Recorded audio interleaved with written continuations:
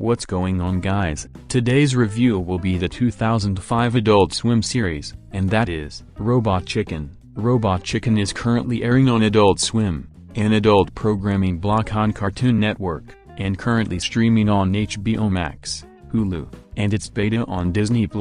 The series has an opening sequence involving a mad scientist and a chicken set to theme music by Lake Label of Primus. On a dark and stormy night, the scientist finds a chicken that has been the victim of roadkill, and takes it back to his laboratory to refashion into a cyborg. Midway through the opening sequence, the titular chicken turns his laser eye towards the camera and the title appears, just as Lake Label cries, a line from Frankenstein, "It's alive." The mad scientist then straps the reanimated robot chicken into a chair, uses calipers to hold his eyes open and forces him to watch a grid of television monitor showing different content, akin to imagery from A Clockwork Orange. The sketches are interspersed with static, resembling the act of channel surfing. While the sketches lampoon various aspects of pop culture quite randomly, they frequently parody DC Comics superheroes as well as many other franchises such as Star Wars, the Marvel superheroes,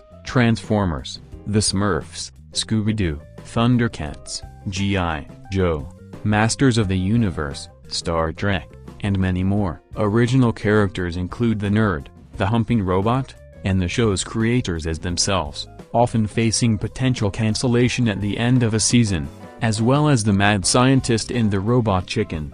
The writing for this show may not be the most clever, and yes, it does heavily rely on pop culture references, randomness, and crude humor, but the writers somehow found a way to make it work. Yes, it is very stupid, but the show embraces it. And it does manage to be very funny with all the sketches and parodies. But the writing was a bit more sporadic and bumpy in Season 1, as while it was a decent season, they didn't quite get their grasp yet. But the writing did start to improve with Season 2 onward and they managed to find their identity. The show, I think, has a very solid sense of humor, as I found many of the jokes and humorous moments to be very funny, like the witty banter and dialogue, the goofy and insane situations and shenanigans the characters in the skits get into. The parodies of pop culture franchises and icons are handled very well. A lot of the crude slapstick and quick gags are hilarious. The timing is pretty solid. It has the type of dark, gross out, and mean-spirited humor that does manage to get a good laugh most of the time, and even the crude nature of the animation can get a laugh. But I will say sometimes it can get a bit too dark and depressing, it can get a bit too gross, and some of the more random skits, specifically during Season 1, are kinda lame. The stop-motion animation is pretty solid, as the puppets they use are very well sculpted and designed, and sometimes they use pre-existing action figures and dolls. Their movements are pretty decent, the backdrops and settings are well crafted, and there are some nice effects used like the water, fire, explosions, blood and gore, and the use of CGI.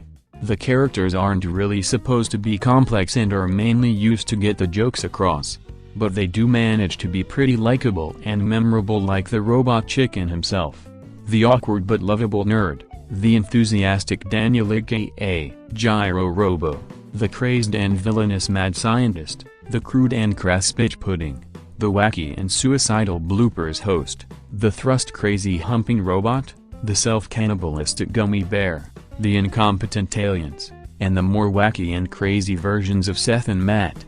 The show also has some very humorous depictions of iconic and beloved pop culture characters, but they do manage to still be pretty likable even with their more goofy nature. List of characters include Batman, Superman, Darth Vader, Emperor Palpatine, Optimus Prime, Skeletor, Lion-O, Boba Fett, Doc Brown, the Scooby-Doo Gang, Santa Claus, Jesus, the Smurfs, the Enterprise crew, and many, many more.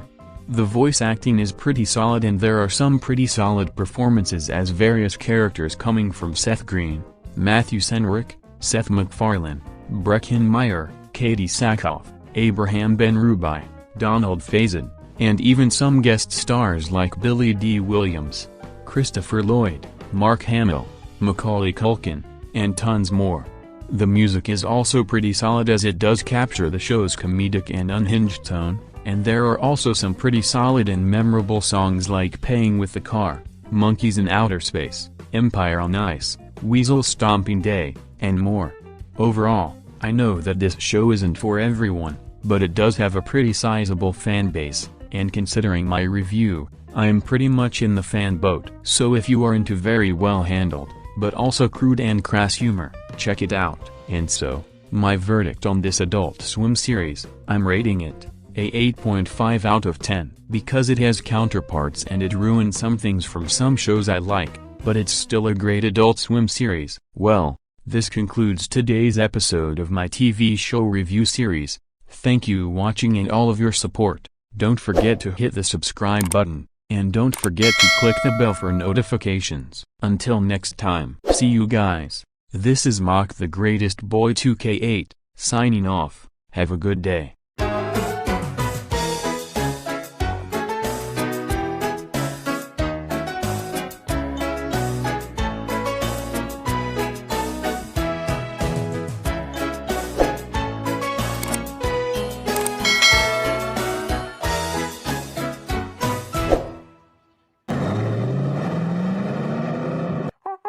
Stupid monkey.